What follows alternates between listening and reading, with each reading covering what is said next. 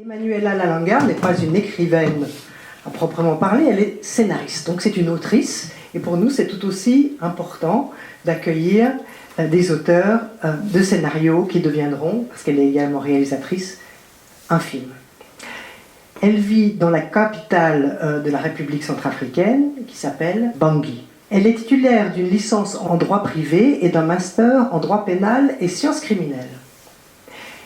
Après avoir pensé un temps devenir avocate, dans l'idée de défendre la cause des femmes victimes de viols, de meurtres, dont beaucoup ont été perpétrés au cours de la guerre civile qui a sévi dans son pays entre 2003 et 2013, alors qu'elle était jeune fille, petite fille, elle découvre un peu par hasard le cinéma et commence une formation cinématographique à Bangui axée sur le scénario.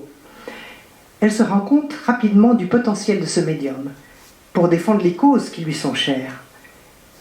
Elle décide de raconter des histoires qui lui tiennent à cœur, importantes, nécessaires, des histoires parfois personnelles qui parlent de la condition des femmes dans la société qui est la sienne.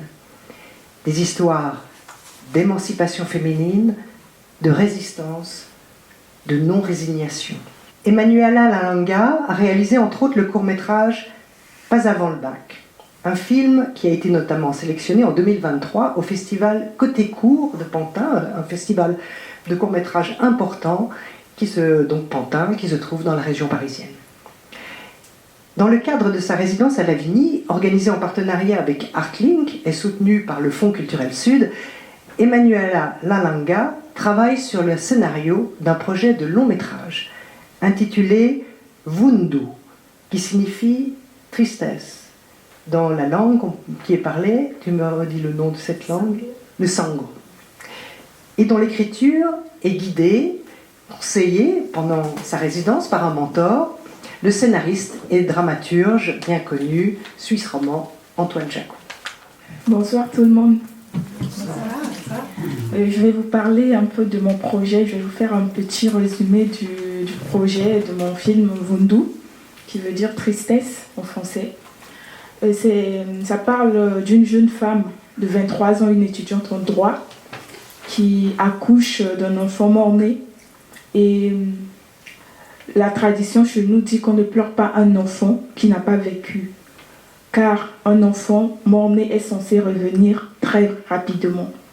Et donc Jennifer, mon personnage, se retrouve à la croisée de chemin entre suivre la tradition qui lui demande de ne pas pleurer et de retomber vite enceinte et trouver sa propre voie de guérison.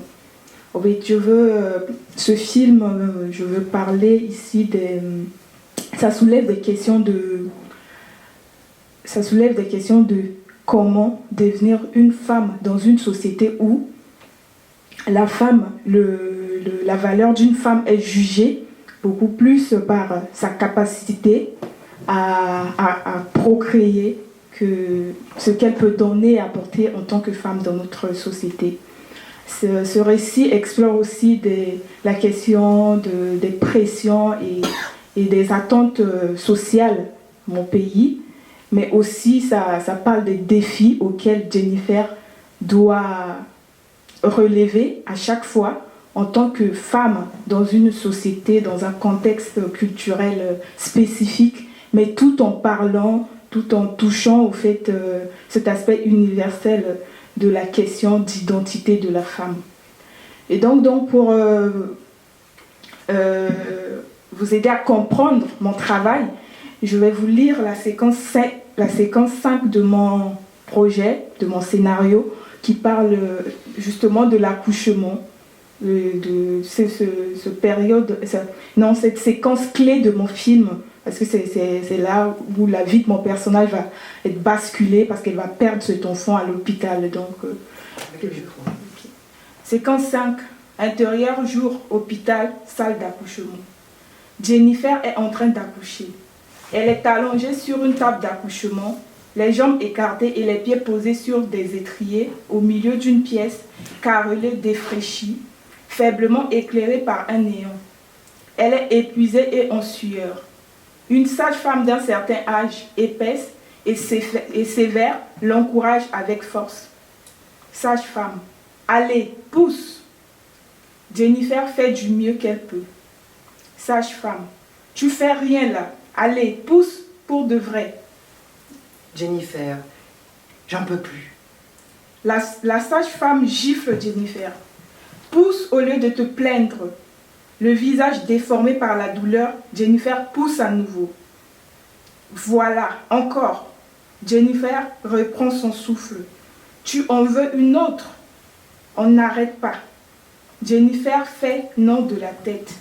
Alors pousse, pousse. Jennifer serre les dents et pousse de toutes ses forces. On ne donne pas le lait ici. Allez.